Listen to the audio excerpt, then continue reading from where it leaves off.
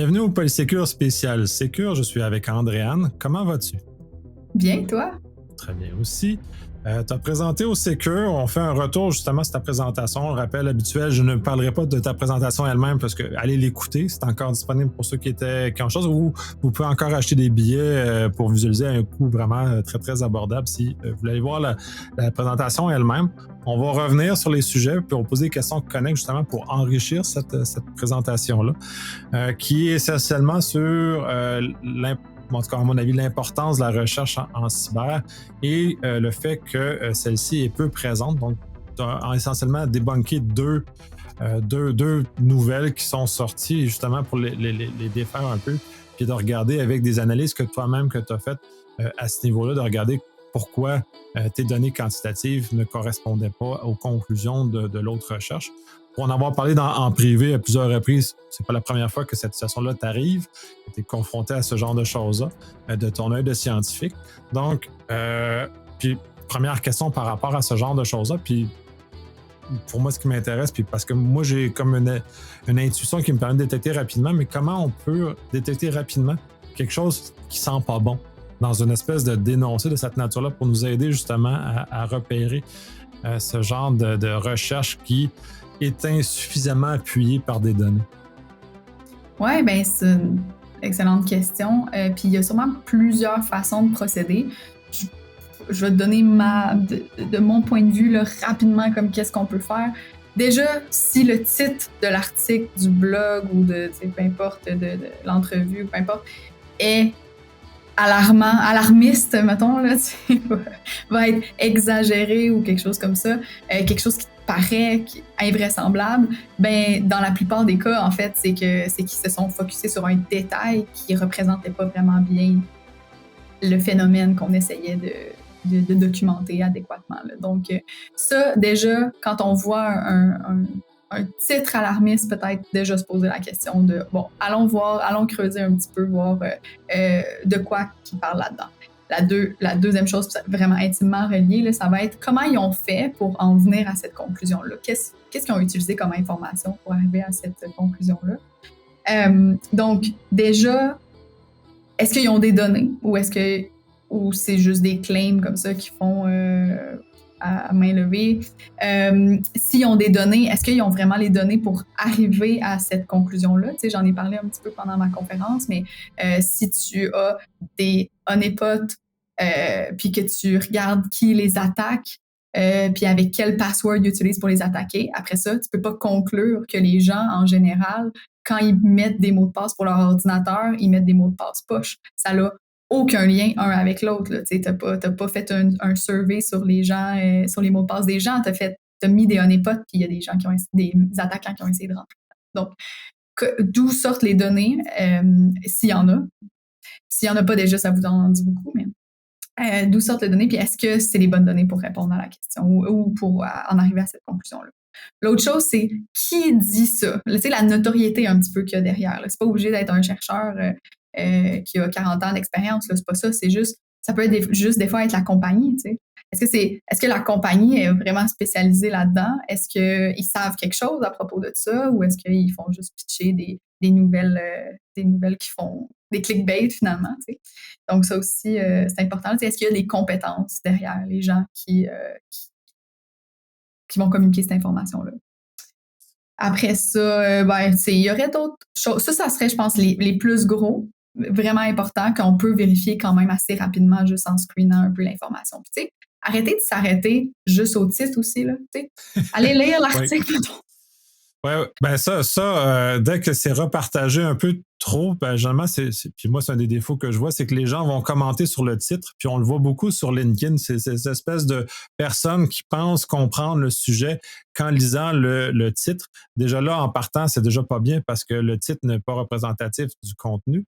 L'exemple récent qu'on a de ça, c'est le botnet de brosse à dents qui est arrivé quand on a commencé. Puis il y a heureusement, dans ce cas-ci, des journalistes qui ont commencé à creuser la question pour se rendre compte que c'était juste une idée lancée dans les airs comme ça, qui a été rattrapée par une publication.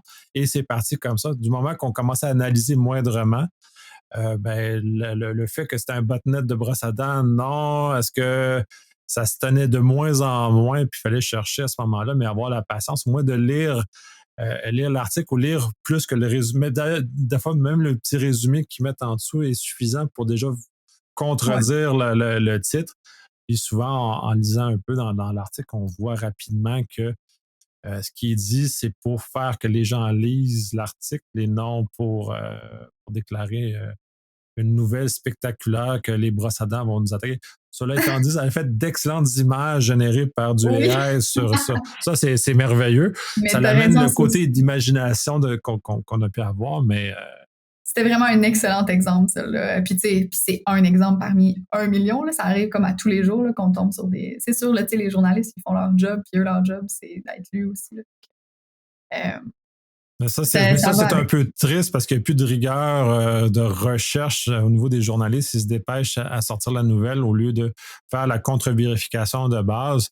Puis à ce moment-ci, je pense que s'il avait parlé à un ou deux experts, on aurait vite fait de dire non, non, c'est pas tout à fait ça. Il y a une potentialité, effectivement. C'est un peu ce que l'article mentionne. Mais au-delà de Ouais. la potentialité, ça arrête un peu à ce stade-là. Est-ce que c'est réaliste?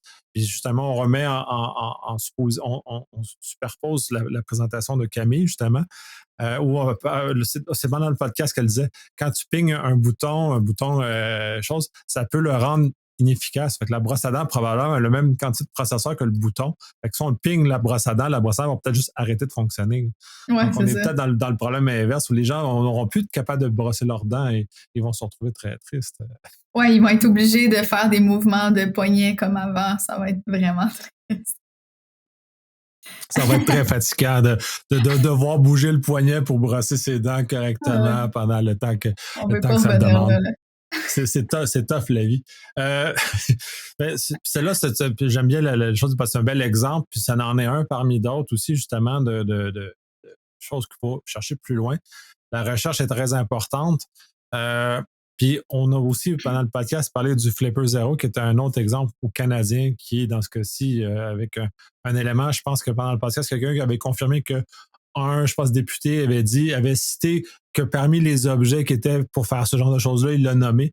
Et pour une raison obscure, on a cristallisé là-dessus, ce qui est très étrange.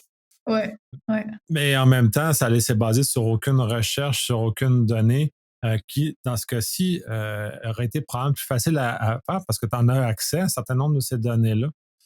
Puis justement, ouais. c'est ça qui est intéressant, puis qui permettrait justement de peut-être tirer des conclusions un peu plus rapidement, là. Ouais, ben exact. Ben en fait, là, tu sais, ça, en fait, c'est le problème du député qui a lancé aussi des noms d'outils dont il connaissait absolument pas l'utilité, là. C'est certain que nous, on a focusé là-dessus. Ben, la communauté de la cybersécurité a focusé là-dessus. Parce que oui, c'est ça, ça n'avait pas rapport, là. C'était pas, il fallait mettre des noms d'outils connus, puis c'est ça que ça a donné. Mais tu sais aussi, il faut pas trop capoter. On en a parlé pendant le podcast, là, tu sais.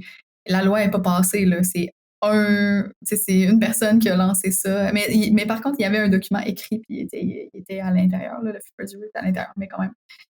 C'est pas fait, là. Mais bon, c'est quand même bien de juste lever la main puis faire Eh oh, ça, peut-être que quand vous allez être rendu là, consultez les bonnes personnes, parce que franchement, vous êtes loin du but. Mais où je m'en allais avec ça? Ouais, c'est ça. Donc, fait que là, quand on vérifie à cette personne-là qui pense que ça va régler le problème de juste bannir le Flipper Zero, mais il y a effectivement des meilleures données, en fait, des données scientifiques. Ben, là, pas encore parce que les gens se sont lancés dans la recherche autour de ça. Puis on attend, parce que je l'ai mentionné, la recherche, ça prend du temps. Ça se fait pas en un clin d'œil. Mais par exemple, mettons, j'ai fait des demandes d'accès à l'information pour essayer d'aller identifier combien de véhicules volés peuvent être associés avec un genre d'outil technologique de ce genre-là. Puis là, bon, mettons, dans les discussions préliminaires avec les spécialistes sur le terrain, ce qu'on entend, c'est que c'est une minuscule partie des vols de voitures qui sont faits. C'est minuscule, là, genre, c'est une exception finalement, là, que c'est pas comme ça qu'ils sont volés les voitures. Donc là, on va sortir les chiffres pour aller avec ça, aller avec ces claims-là, mais effectivement, il y a des façons d'aller vérifier ça. On va le faire avant que. Oui, bien ça, c'est tout l'intérêt de ça. Mais ces données-là, sont-tu facilement accessibles ou il faut, là, tu parler de demande d'accès à l'information? Fait que c'est quand même une étape assez lourde pour arriver à accéder à ce type d'information-là quand dans dans un cas où disons, si on suppose qu'il y a vraiment une urgence majeure à régler la situation, l'absence de données ne nous permet pas, en tout cas de façon large, parce qu'on a l'air de la faute en huis clos en personnes qui avaient des intérêts clairement alignés, Ouais. de faire ce genre de choses-là, de l'ouvrir sur l'espace public. Moi, je suis beaucoup dans la discussion dans l'espace public, surtout pour la recherche, notamment, et d'autres choses, parce que ça permet l'émergence d'une plus facilement de la vérité, là, ou d'une forme Ouais. de vérité. Là. Mais non, ça se fera pas vraiment facilement. Mais tu sais, dans ce cas-ci, dans le cas d'une loi que le gouvernement voudrait passer, ce serait juste plus facile de parler avec des spécialistes qui savent comment ça fonctionne. Puis tu sais, là, déjà, on va dire, tu n'as pas besoin de données scientifiques nécessairement, tu as juste à avoir 2, 3 conversations, puis tu vas comprendre que l'enjeu, il n'est pas nécessairement là. Mais après ça, là, c'est ça. Tu sais, bon, ça, fait que les experts s'occupent de ce bout-là. Moi, je vais m'occuper du bout tu sais, scientifique pour avoir les preuves à côté. Mais effectivement, ça risque d'être très long. Là, tu sais, là, il a fallu que je demande à pas mal de gens de essayer que ça aille plus vite et tout, mais dans les processus normaux, là, c'est excessivement long. Là, ça peut être des années, là, en fait. Là, fait que je vous arriverai pas avec une réponse immédiatement, mais j'y travaille. Ben, c'est parce que, comme tu le mentionnais, c'est le problème de la recherche, de pas nécessairement être rapide. Mais cela étant dit, disons, si les données étaient accessibles plus facilement ou avec un certain, si on reprend un peu la façon qu'on avait sur le podcast, donc si les chercheurs en cyber étaient licenciés, puis donc avaient un accès plus rapide et plus adéquat à l'information, j'imagine qu'on aurait un certain gain au niveau de la vitesse des recherches. Oui, mais là, bon, c'est parce que c'est sûr, moi, je me suis concentrée sur les données policières. OK? Fait que il y a sûrement d'autres façons de procéder. C'est juste que là, ben là, moi, cybersécurité, criminologie, c'est ça, je suis tout le temps rendue à cogner chez la police pour avoir leurs données. Mais les données policières, c'est plus touché. Là, je veux dire, ils vont pas. Puis, c'est normal, là, tu veux pas que les dossiers soient nécessairement là, genre à la vue de tout le monde. C'est de l'information publique, mais ils préfèrent vérifier les motivations. Là. Mais quelle autre source de données est-ce qu'on pourrait avoir pour vérifier ça? Les choses qui me viennent en tête sont tout aussi longues, là, comme par exemple aller questionner les méchants qui volent les voitures, Oui, mais leur demander comment c'est ils drôle, là, mais procèdent. c'est quand même valide aussi, là, parce que Mais oui, il y ça en a s'est qui vont fait là, dans le l'expliquer. passé. Là. Là. Beaucoup d'études en criminologie se sont faites avec des questionnaires chez les criminels, là, mais les personnes là, sont prêtes à parler d'eux pendant des heures hein, si tu leur poses des questions. Fait que non, c'est pas. Ben, ça se fait, mais c'est ça, là, ça aussi, là, c'est compliqué, puis c'est long, puis bon, l'anonymisation, puis tout. Mais le vide comme ça, je vois pas. Mais, OK, il y a certainement. C'est parce que les raccourcis sont pas toujours bons. Ça dépend, ça dépend. Sur ce sujet-là, j'ai de la misère à voir comment on va avoir des réponses, genre de données quantitatives, autres que là, ce qui me vient en tête, mais c'est normal, là, j'ai mon biais aussi de criminologue là-dedans. Là. Mais mettons qu'on prend un autre exemple, puis qu'on évoque des raccourcis, OK, pour que ça soit moins long. Par exemple, des recherches comme on fait, que je fais avec Olivier Bilodeau là, chez GoSecure sur les honeypot RDP, OK? On est en train de monter une énorme base de données en ce moment, OK? Puis la base de données, en fait, on l'a montée ça fait longtemps qu'il était collecté les données, mais là, j'ai fait une base qui fait du sens pour qu'on puisse faire des analyses. Mettons en 2022, genre, je l'ai perfectionné en 2023. Mais là, je l'ai, là, la base. Là. Puis là, cette année, là, ben, je sors juste des recherches qui sont faites sur cette base de données-là. Fait qu'à un moment donné, il y a une partie du travail qui peut être fait. Puis les étapes suivantes, ils vont être vraiment plus rapides que la première fois. Puis ça peut être un raccourci que je vois possible. S'il y a une collaboration entre les chercheurs de comme je te passe ma base de données, comme ça, tu vas pouvoir grinder d'autres choses, d'autres sujets que j'ai pas abordés, parce qu'avec une base, on s'entend, tu peux répondre à 20 000 questions. Tu n'as pas besoin d'avoir une nouvelle base de données à chaque fois. Fait qu'il y a des choses comme ça qu'on peut faire, qu'on peut mettre en place pour que ça soit moins long, la recherche, que ça prenne pas tout le temps 3 ans répondre à une question de recherche. Ouais, c'est un des problèmes. Puis moi, l'autre aspect, c'est que cette lenteur-là, relative, là, décourage probablement beaucoup d'investissements et beaucoup de recherche, justement, parce qu'il y a quand même, au bout de la recherche, un objectif quand même de visibilité ou de retour, d'éléments comme ça qui est associé. Code GoSecure, c'est sûr que, puis on en a déjà parlé, le lien est quand même assez clair entre vous êtes financé, il y a quand même un aspect marketing qui est associé à ça. moins flashy, puis pas dans l'objectif qu'on a vu dans les exemples que tu mentionnais, mais il Ouais. reste quand même comme ça. Fait que, tu sais, il y a le time to market doit être quand même malgré tout assez rapide. Ça doit être un peu décourager les autres grands investisseurs en recherche justement de cette lenteur-là. Ouais, mais il y en a pas beaucoup, hein, d'investisseurs en tant que tels en recherche, là, tu sais. On peut voir GoSecure comme étant un investisseur en recherche puisque, tu sais, on le rappelle, je fais pas de recherche sur les produits, je fais des recherches pures, là, tu sais. Donc il y a pas, là, tu sais, j'ai pas de pression, j'ai pas de biais de, tu sais, comme oui, il faut que je produise la recherche, là, mais tu sais, c'est pour ça que je suis payée. Fait que c'est normal qu'il y ait un output à la fin. Mais autrement, tu sais, il y a pas de vite, tu sais, le marketing, faut sortir ça à propos de notre produit. Puis, en fait, c'est le problème que beaucoup de compagnies qui ont des chercheurs ont. Je mets chercheurs entre guillemets parce que des fois, c'est pas toujours des vrais chercheurs, là. Tu sais, c'est plus marketing ou recherche de produits, tu sais, puis développement de leurs produits totalement différents. Là, à ce moment-là, tu as une pression de sortir, tu sais. C'est pas un vrai investissement en recherche, ça, là, tu sais. Les vrais investissements en recherche sont faits du côté des universités ou du gouvernement qui donne quand même de l'argent à la recherche. Là. Ils investissent pas mal en recherche. Mais autre que ça, c'est rare que tu vois des compagnies qui investissent vraiment. Tu sais, Ouais, c'est comme ben, du faux investissement normalement. font du R&D, mais pour le développement de leurs produits, pas dans la recherche, de la compréhension de l'écosystème, de la menace et tout ce que ça Exact. veut. Puis, pardon, je le répète, j'aime beaucoup votre recherche parce que ça alimente beaucoup ma réflexion en tant que répondeur, de répondant aux incidents parce que ça m'aide, ça contribue. Fait qu'il y a une valeur très, très grande à ces données-là.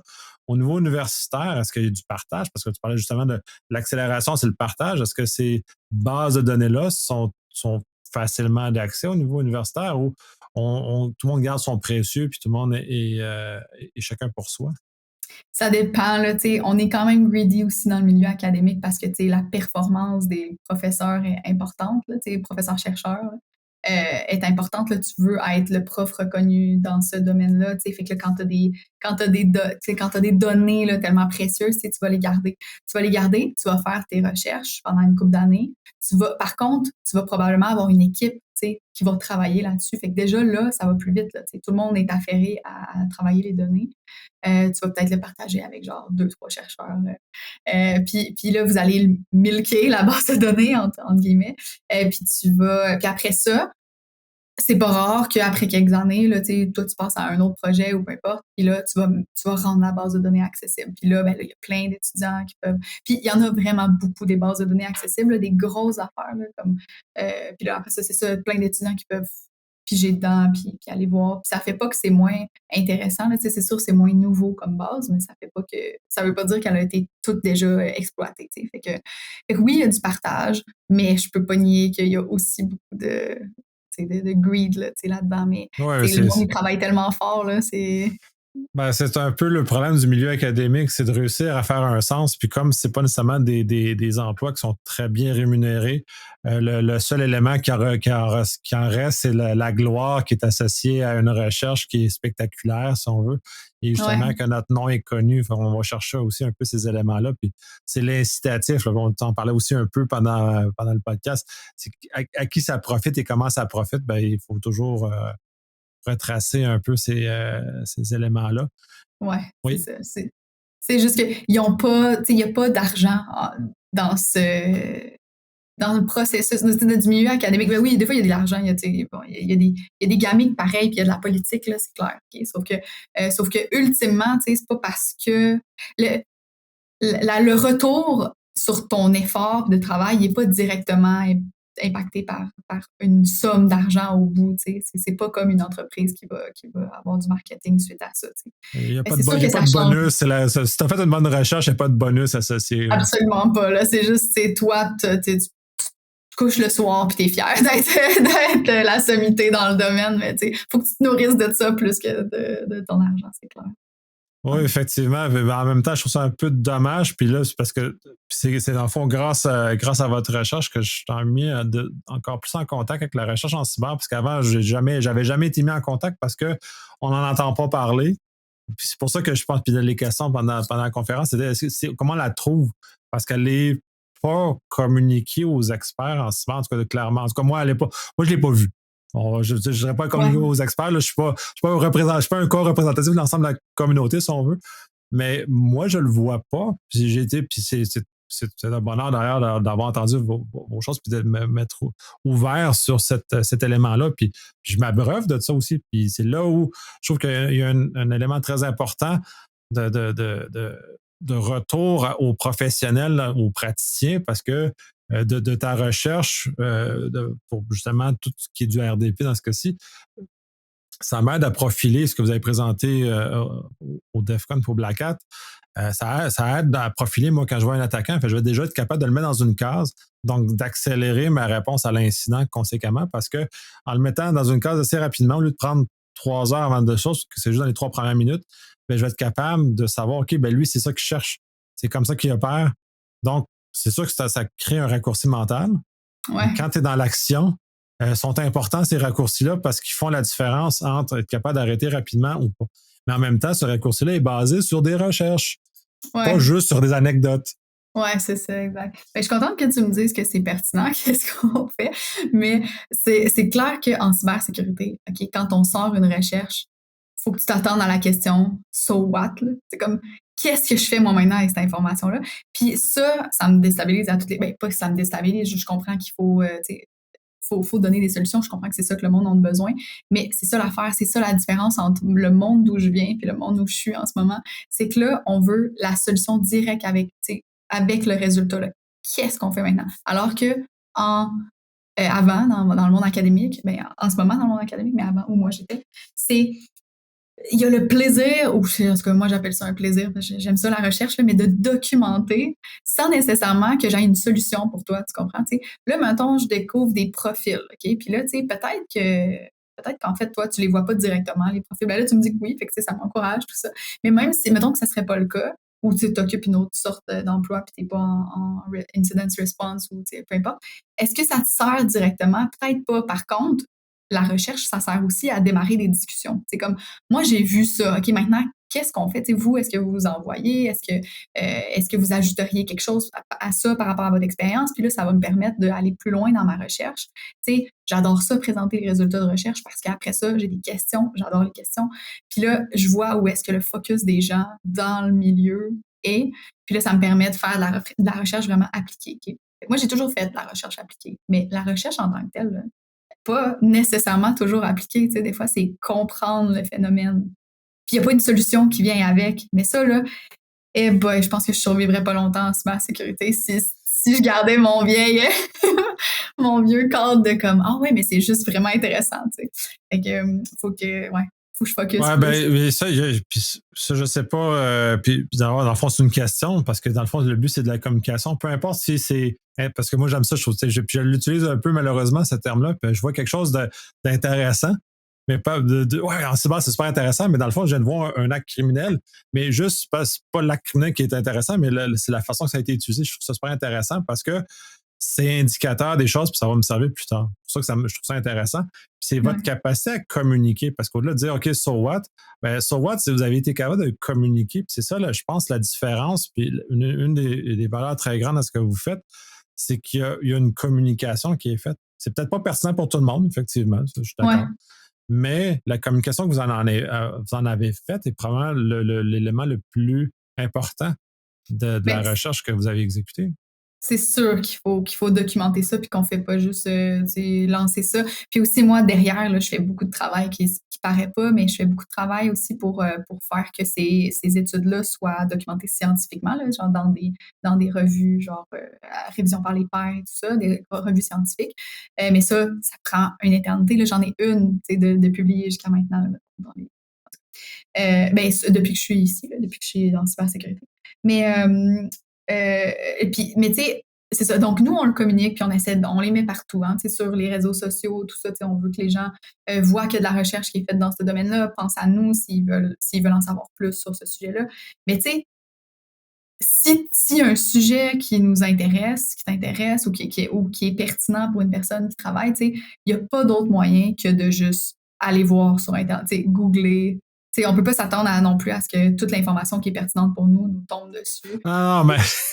On va Non, aller chercher. On n'a pas le choix à ce bout-là. Je cherchais pas la magie, là. C'est pas le sens de ma question, là. Parce que, mais tu sais, je roule dans des conférences aux États-Unis puis en Europe, justement, pour aller être capable d'aller capter ces choses-là qui, une fois de temps en temps, paraissent. Puis là, ben, une fois que tu as trouvé un filon, là, tu restes collé dessus, là. Ouais. C'est très le fun, un peu comme dans vos recherches. Pour moi, c'est un filon qui m'est intéressant, pertinent dans le cadre de mon travail, parce que je suis capable de faire une application de ce que vous avez fait. Est-ce que tout le monde est capable? Probablement pas. Est-ce que, puis probablement qu'il y a des gens qui vont faire comme so what, ça sert à quoi de mettre des barbares, puis des rangers, puis ça sert à quoi? Mais peut-être, ça peut arriver. Mais moi, ça t'est arrivé, puis c'est intéressant.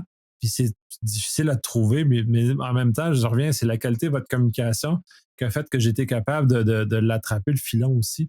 Oui. Puis Mais ça, c'est dur à faire aussi, hein. C'est ça, il faut beaucoup d'expérience, là. Puis, tu sais, là, j'ai été chanceuse. Moi, j'ai profité de l'expérience d'Olivier, ça fait 15 ans qu'il est dans le domaine, là, qu'il sait comment communiquer bien aux gens à qui vont trouver ça pertinent, là. Mais ça, c'est difficile à faire. Puis c'est pas donné à tout le monde de communiquer. Parce que des informations, j'en ai plein. J'ai passé des années d'un chiffre, tu sais, puis moi, je trouve ça intéressant, mes petits chiffres, là, mais bonne chance pour essayer d'illustrer ça. Là.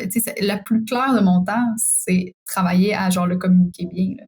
Fait que, oui, c'est ça. Puis j'ai des contre-exemples au dernier DEFCON que je suis allé. Il y avait plein de recherches qui étaient présentées, mais qui étaient tellement pas bien communiquées qu'on décroche. C'est ça aussi, c'est ça qui est terrible pour le chercheur dans l'absolu, c'est que s'il ne communique pas bien, ben ça se peut qu'il passe la qualité de sa recherche passe en dessous du radar puis ne soit pas utilisée parce qu'il ne l'a pas bien communiqué. Je trouve ça un peu triste, mais je suis animé comme les autres, puis je m'endors, puis j'arrête d'écouter parce que c'est trop sec pour moi. Là. Ça doit être pour ça je viens de réaliser, ça doit être pour ça qu'on fait ça vraiment plate dans le milieu académique avec nos articles scientifiques, là, puis tout, là. Comme ça, pas besoin de bien communiquer, tout le monde est plate, c'est parfait. Comme ça, on est sûr d'apprendre à lire au complet le truc. Mais ouais, c'est vraiment difficile, ce bout-là. J'ai pas de truc, là, je pense que je suis même pas Non, mais je parle pas que je n'ai pas un truc, mais je faisais juste souligner, puis justement, vous autres avez réussi à communiquer, puis vous n'êtes pas les seuls, là, heureusement, qui sachez communiquer l'état de vos recherches. J'assiste notamment au CAID et César en novembre en France, qui sont deux événements où des recherches financées et académiques sont présentées. Donc, c'est très intéressant de voir ces éléments-là, mais effectivement, peu savent communiquer les informations pertinentes. Puis ensuite, ça sert à ouvrir la conversation. Tu l'as dit toi-même, après, tu as parlé à plein de gens parce qu'ils vont justement faire du drill down. Et comme tu as les données, ben là, on va être capable d'aller plus loin et de communiquer. Là. Puis on a abondamment parlé ensemble aussi. Là. Fait que, de ces conversations-là, j'ai challengé beaucoup de tes conclusions. Et des fois, tu corrigeais l'élément de communication qui était tout à fait un peu inexact pour justement le ramener dans le bon espace. Oui, c'est ça. Mais tu sais, c'est de la science. Il faut que ça évolue. Il faut que ça soit vrai jusqu'à preuve du contraire. Puis il faut aussi faut être juste dans qu'est-ce qu'on communique. Puis des fois, ben oui, c'est sûr, là, mettons, ça sonnait clair dans ma tête, mais ça ne l'était pas pour les autres. Fait qu'il faut, tu sais, on vient corriger nos choses. Là. C'est sûr, c'est tout le temps ça. Là. Puis tu sais, des fois, je fais une présentation, puis je me dis, il me semble qu'il y a moyen de mieux communiquer ça, tu sais. Puis là, je le rechange pour l'autre, pour la prochaine. Là. Fait que ça fait partie, tu sais. Faut surtout pas comme être un vieux professeur qui présente le même matériel depuis 20 ans. Anyway, on pourrait pas se le permettre en cyber là, mais ça c'est bien dangereux là, de vouloir juste se mettre ses petites pantoufles puis représenter ta même présentation là. Il faut adapter au public que tu as devant toi aussi, comme eux ils ont besoin de recevoir des informations qui sont sûrement différentes de l'autre public que tu as fait avant, fait que faut s'adapter puis faut continuer d'évoluer puis de s'ajuster. Oui, je sais. En tout cas, bref, pour faire quelques présentations de temps en temps, tu peux rarement réutiliser ton contenu parce que t'es rapidement plus à la bonne place. Ouais. Tu perds ta pertinence assez rapidement. Puis c'est un peu c'est un peu odieux comme milieu pour ce genre de choses-là, à quel point on doit toujours être en train de courir sur notre tapis roulant, notre roue de hamster à essayer de rattraper toujours toujours ce qu'il y en est. Puis là, je suis un peu dans une perspective d'accélérer les différents, la recherche ou aider à l'évolution.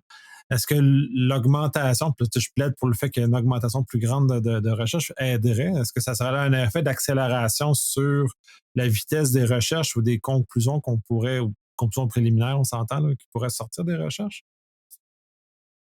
Dans le fond, Ça en avait plus?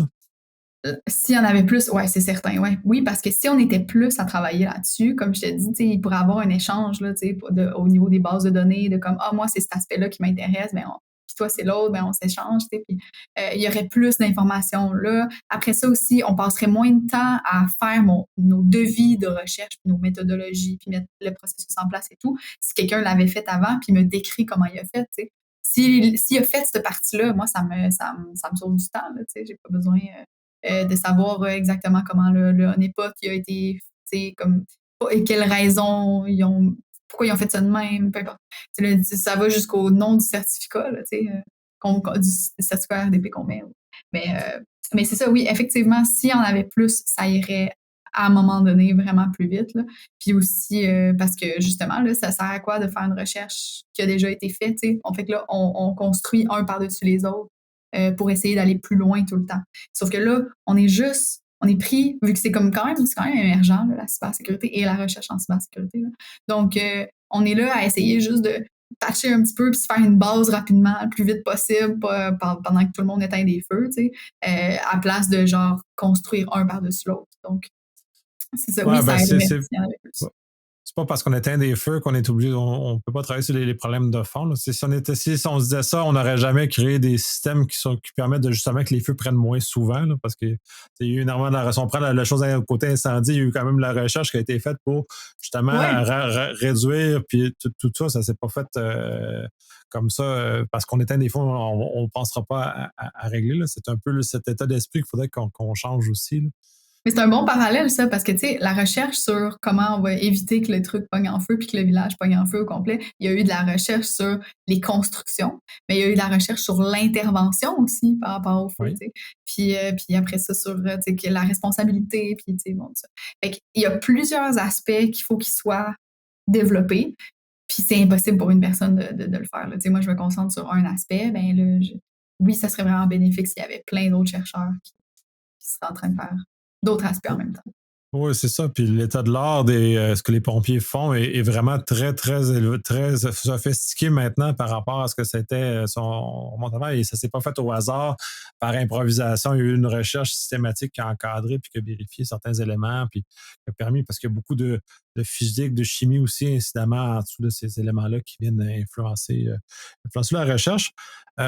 Puis moi, j'aime beaucoup les champs croisés. Puis est-ce qu'il y a un avantage? Doit avoir un avantage à mener dans la recherche cyber, parce que oui, c'est nouveau, mais en même temps, non, c'est pas nouveau, parce que on est des humains quand même là-dedans. Fait il n'y a pas nécessairement de révolution de l'humainerie dans cet univers-là. Il y a des gains, j'imagine, à apporter d'autres corps de recherche existants sur lesquels on peut s'appuyer, j'imagine.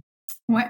Ouais, ben effectivement. Là, c'est sûr que moi, ça va être en criminologie que je vais apporter toute ma vision dans la cyber, mais c'est pas tout. Il n'y a pas juste moi. Il n'y a pas juste il y a pas juste ce domaine-là qui peut être appliqué. Là. Puis de toute façon, bon, mes recherches sont vraiment très empreintes de psycho aussi, parce que c'est ça, ma spécialisation est au niveau psychocriminaux. Mais il y a plein d'autres domaines qui peuvent être appliqués. Bon, on parle de genre ingénierie, par exemple, mais comme ingénierie était déjà là, l'ingénierie informatique, là, mais on peut quand même s'inspirer de bien des choses qui ont été faites dans d'autres types d'ingénierie.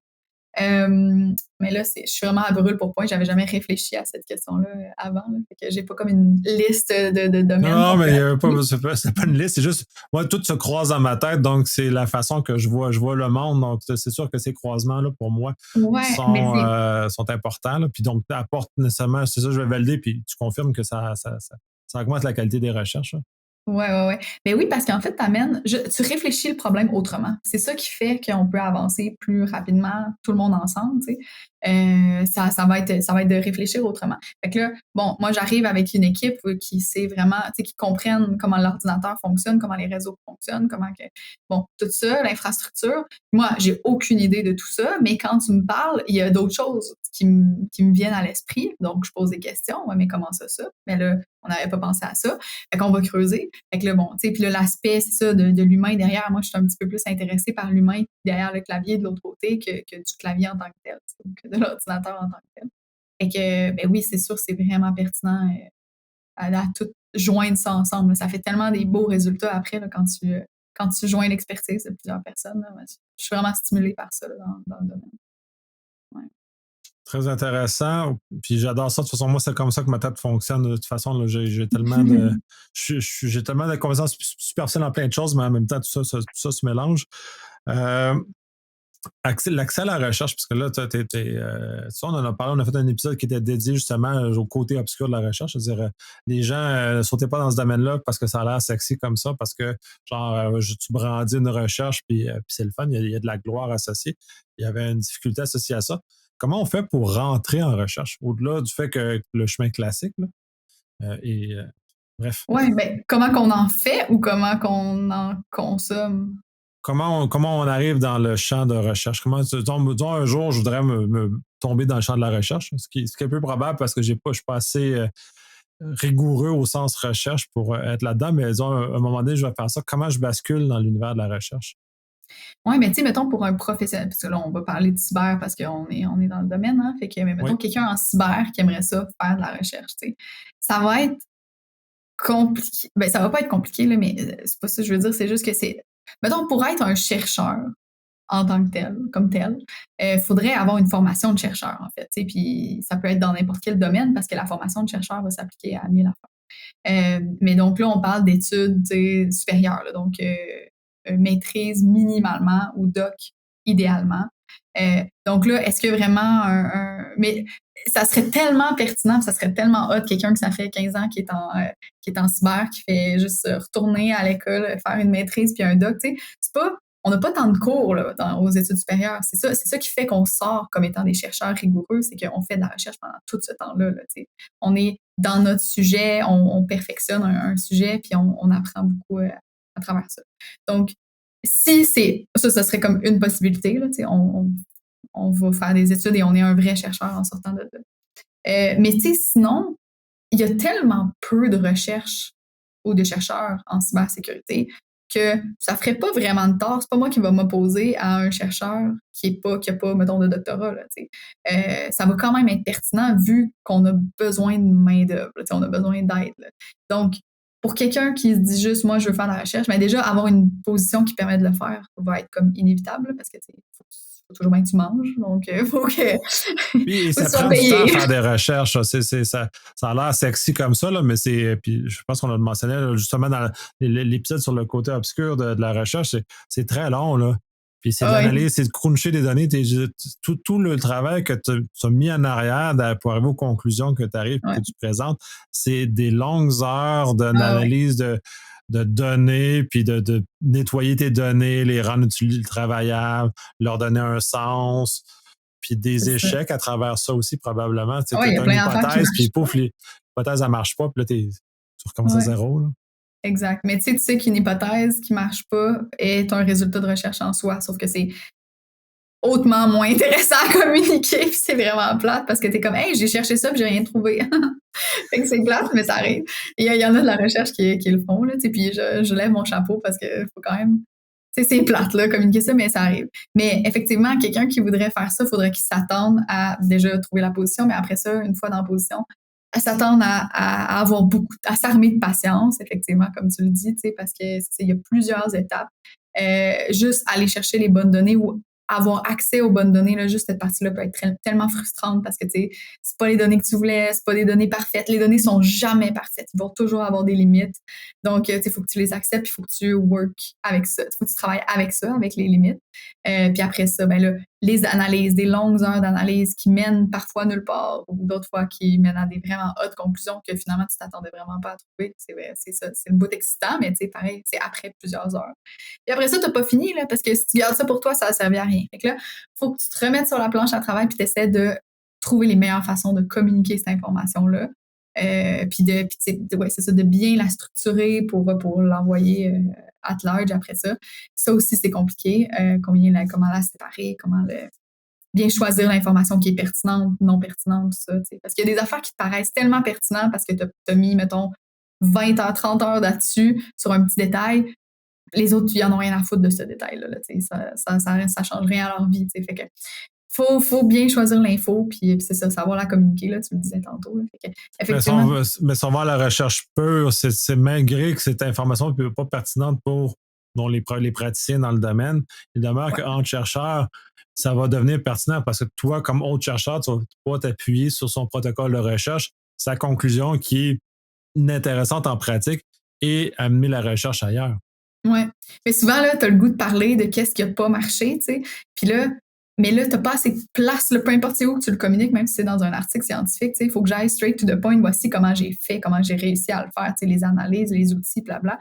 Je peux pas écrire un article juste sur, genre, qu'est-ce que j'ai essayé qui n'a pas marché, parce que ça serait quand même intéressant, mais souvent, c'est ça, t'es mieux d'aller à qu'est-ce qui a marché direct que... Ouais, ben le financement arrive de là aussi. Là. C'est l'incitatif va avec ce genre de choses-là.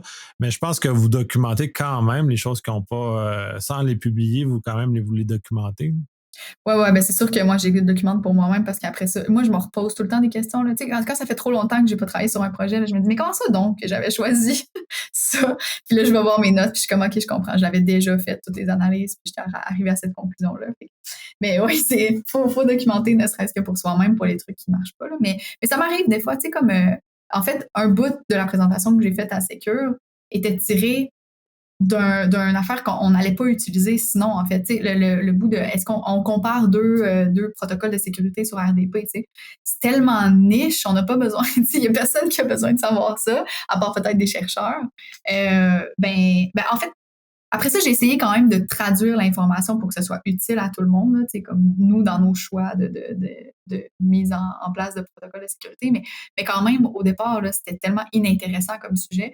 Mais nous, il fallait le savoir. Est-ce qu'on enlève nos honeypots avec du TLS seulement, avec du Transport Layer Security, puis on garde juste le Network Layer Security? Puis ça l'a répondu toute ma recherche, elle a répondu à cette question-là, mais c'est une question qui était absolument pas pertinente pour les autres, qui l'était juste pour nous à ce moment-là. Finalement, turns out que j'ai fait un blog, puis une présentation, puis parce que j'ai réussi à trouver le bout qui était utile pour les autres personnes dedans. Mais au-delà du fait que c'était utile pour vous autres aussi, là, ça part aussi de ces éléments-là. Puis là, il y a un output intéressant qui est quand même qui en est sorti. Là. Puis d'ailleurs, je suis en train je brasse les idées, là, puis je trouve ça intéressant parce qu'en gestion d'incident, on est souvent confronté à ce genre de situation-là. C'est à petite échelle, à très petite échelle, c'est un peu de la recherche où on a une masse de données, on doit faire du sens, mais dans des temps qui sont excessivement courts. Et c'est là, puis je reviens toujours, la recherche me donne un raccourci pour être capable d'accélérer mon traitement. C'est-à-dire que toutes les heures que toi, tu as investi à chercher, oui, tous les autres chercheurs ont investi, vont m'aider à pouvoir conclure, OK, c'est un tel type d'attaquant, il va utiliser telle méthode, il va faire probablement tel mouvement latéral, il va faire tel genre de choses, il va probablement, en deuxième étape, il va probablement aller là, fait que je vais être capable d'intervenir et d'éteindre le feu plus rapidement parce que je vais être capable de dire, OK, ben, normalement, dans un édifice comme ça, il y a telle chose, il y a tel pattern, là, c'est ça, puis là, on va pouvoir prédire d'arriver à des données ou à des traitements différents de l'incident. Là. Je me répète souvent là-dessus parce que j'ai vraiment de la valeur est immense dans ce que je vois dans ma tête. Puis peut-être juste dans ma tête aussi que c'est comme ça. J'espère pas. En même temps, c'est la façon que je traite les incidents, c'est comment j'aborde. Puis en tout cas, bref, c'est là où je me trouve être efficace dans les premières heures d'intervention. Tu parlais, là, on va basculer sur complètement d'autres choses. Tu as parlé de toxicité du milieu de la recherche. Parce que tu as parlé vaguement le fait qu'il y a comme tes papiers sont littéralement détruits par les autres chercheurs. C'est vraiment l'approche académique comme ça. Donc, ça fait très mal à l'ego. Tu as fait vaguement un peu la mention à la toxicité. Puis là, je vais faire le parallèle au fait que le milieu de la cyber est encore à ce jour considéré comme étant assez toxique entre nous. Moi, je vois pas le jour où ça va se régler, malheureusement. J'ai hâte que ça se règle, cet élément de toxicité-là, qu'on puisse être plus collaboratif, ce qu'on n'est pas encore tout à fait, par des petits clusters, heureusement, mais de façon communautaire, on n'est pas encore rendu là. Est-ce que tous ces éléments-là, est-ce qu'il y a des parallèles qui peuvent être faits de ce que ton vécu de chercheur pré-cyber à ce que qu'on commence à constater de la communauté cyber au Québec et à travers le monde? Oui, mais peut-être que je pense que j'ai pas la même expérience que toi dans le monde cyber pour plein de raisons, puis je vais te le dire, mais avant, je veux juste revenir sur le point que tu abordes sur la toxicité dans le milieu académique, juste pour que les gens comprennent à quoi je fais référence quand je disais ça. Parce que je disais que, tu sais, dans le fond, on est formé à faire. Bon, on fait de la recherche. Mettons, on écrit un article scientifique. Puis l'étape pour être publié, c'est que tu l'envoies à des reviewers qui sont anonymes. Je sais absolument pas c'est qui. Puis eux, ils vont essayer de trouver absolument toutes les failles qu'il y a dedans, là, toutes. Là, puis des fois, c'est des grosses failles. Des fois, c'est quand ils ne trouvent pas de grosses failles, ils vont s'attaquer aux mini-failles, comme ta phrase n'est pas bien construite. Puis tout ça. C'est des pages et des pages de commentaires là, de genre, c'est de la merde, qu'est-ce que ça fait? Ça sonne vraiment comme ça quand tu le lis. T'es comme, mais voyons, ils l'ont tué, tu sais. Ça te remet, c'est tout le temps une remise en question. C'est comme ça qu'est fait le milieu académique. Donc là, ça, c'est pour publier. Pour, mettons, au doctorat, mon examen 1, 2, 3, là, c'est que tu montes ton projet, tu le présentes devant le jury, puis leur objectif, c'est de trouver toutes les failles dedans. Il n'y a pas, tu sais, je pense, je me suis jamais sentie, moi, attaquée personnellement dans ce processus-là. Là. On n'a jamais dit que j'étais pas bonne ou peu importe. Non, on va trouver les failles dans la recherche. Donc, c'est sûr que quand je l'explique comme ça a l'air genre, oh my god, ça n'a pas de l'air fun. Puis effectivement, mais c'est pas fait pour être fun, c'est fait pour être une épreuve. C'est ça qui fait que tu as un doctorat à la fin, c'est l'épreuve. Ouais. Mais c'est quand même fait dans le respect, là. Genre, on reconnaît la bonne, tout ce que tu as fait de bon. Mais là, ici, aujourd'hui, on est là pour trouver tout ce que tu aurais pu potentiellement faire de pas bon ou de meilleur dans un autre contexte. Puis ça, c'est vraiment une force d'être capable de, prendre la critique, puis deux, être capable d'expliquer pourquoi j'ai pas fait ça comme ça. Fait que c'est comme un passage obligé un petit peu là, pour former ton caractère ou tes performances en recherche. Il faut que tu sois capable de défendre ton point parce que c'est ça la science. T'sais. Donc, tu sais, oui, je vais faire juste le défendre de façon rationnelle. Oui, aussi, oui, pas parce que c'est le même que je feel. Tu cries pas plus fort, tu fais juste de façon rationnelle. Exactement. Fait que ça t'apprend justement à pas crier, puis à trouver les raisons, en fait, donner des raisons qui vont avec, qui sont rationnelles. C'est t'as raison. Donc, tu sais, oui, OK, ça peut avoir l'air toxique. Ça n'a fait un clin d'œil comme ça dans ta présentation. Là, oui, c'est moi qui ai dit ça, ça a sorti ma bouche. C'est pour ça que je fais le lien, là. Oui, non, je sais, mais c'est pour ça. Mais je reprends ce que j'ai dit moi-même parce qu'effectivement, ça sonne comme étant vraiment toxique. Puis tu sors de là, puis t'as le goût de pleurer, là. C'est sûr, là, tu sais, on t'a dit que t'étais comme que ton travail était poche. Mais tu sais, on remet tout le temps en question qu'est-ce que tu fais. Hey, c'est vraiment, ça demande beaucoup d'énergie, là. Mais ultimement, tu sais, ça fait qu'on est capable de gérer la recherche, puis de faire la recherche rigoureuse à la fin. Donc, je sais pas trop où je me positionne par rapport à ça. Genre, est-ce vraiment toxique ou est-ce un passage obligé qui est justifié? Peut-être. En tout cas, bref, ça, je continuerai à y réfléchir dans le futur. Mais là, bon, cybersécurité maintenant, ça fait 2 ans que je suis en cybersécurité. Mais moi, mon expérience n'est pas tout à fait la même que toi, je pense, parce que j'ai pas l'impression que c'est un milieu qui est si toxique que ça. Okay? Parce que moi, je suis tout le temps rendue dans les conférences. Ou je fais de la recherche ici à mon bureau. Ici, au bureau, aucun problème. Je suis entourée de gens qui veulent juste mon bien puis mon développement, puis que je trouve tellement qu'ils me font shiner à toutes les fois qu'ils peuvent. Puis, tu sais, fait que moi, j'ai aucun problème au niveau de où est-ce que je travaille. Puis après ça, je suis tout le temps rendue dans les conférences. J'ai tout le temps des places dans les conférences. Il y a tout le temps des gens pour m'écouter. Tu sais, je me sens absolument pas rejetée à aucun niveau ou c'est ça, ou remise en question ou, tu sais, qu'on me prend pas au sérieux ou qu'on pense pas que je fais mon travail comme il faut. Donc, ça va assez bien, moi, de ce côté-là. Puis aussi, ça, c'est mon expérience personnelle, mais aussi ce que je constate dans les conférences, c'est qu'il y a tellement de gens qui sont là pour partager, là, tu sais, tout le monde est là, puis ils veulent tellement t'expliquer, là, puis tu sais, tout le monde qui prend le temps de m'expliquer des choses, sachant que, genre, moi, ma base est pas en informatique, puis que je pars de loin, puis qu'ils prennent le temps, puis moi, c'est ça, mon expérience, mais aussi, là, ça, c'est mon biais de ma job, c'est d'aller dans les conférences. Fait que c'est sûr que le monde dans les conférences sont là pour partager. Fait que ça, c'est ma vision de. Mais là, peut-être que toi, tu réfères à un monde où est-ce que je suis pas. Tu sais, je suis pas en relation avec ces gens-là, je les vois jamais, je sais pas sont qui, parce que c'est ceux qui veulent moins partager ou moins. Ouais, ben, de Oui. toute façon, puis c'est des archétypes aussi, là, jusqu'à un certain point. Puis t'en as sûrement croisé à un moment ou à un autre, ces archétypes-là. Puis je parle largement du vieil homme blanc, là. Moi, c'est la façon que mon épouvantail de cette toxicité, c'est le vieil homme blanc, qui n'est pas juste un Ouais, vieil homme blanc par ailleurs, là. Il y en a de tout acabit de cette ouais. toxicité-là à travers l'environnement. En même temps, puis ton expression, puis je trouve ça intéressant, c'est parce que tu as déjà été forgé à la recherche, donc incidemment, tu n'as pas l'épiderme sensible. Ça, c'est vrai, par exemple. Ouais, ça, c'est Ça, un autre de ça, mes ça billets. doit changer un peu la perception. Puis ça m'est apparu là, quand tu l'as expliqué, puis les deux mis un côte à côte, parce que si tu as été forgé à la recherche et justement de prendre tes autres, puis j'ai été dans une situation comme ça. Là, moi, j'ai été chez les comptables, puis tous tes papiers, tout ce que tu fais est révisé par 3 paliers au-dessus de toi, puis ils ont toujours quelque chose à dire, sont jamais contents de ce que tu as fait. C'est inévitable. Fait que si tu bases ta qualité sur ça, tu iras pas loin. Fait que moi, j'ai Ouais. été forgé, c'est un peu moins corsé que ce que tu peux faire en recherche, mais quand même, c'est un minimum d'éléments comme ça. Fait que moi non plus, je ne le vis pas vraiment, ce degré de toxicité-là qui est mentionné. J'en suis témoin parce que je vois des vieux hommes blancs agir de façon incorrecte.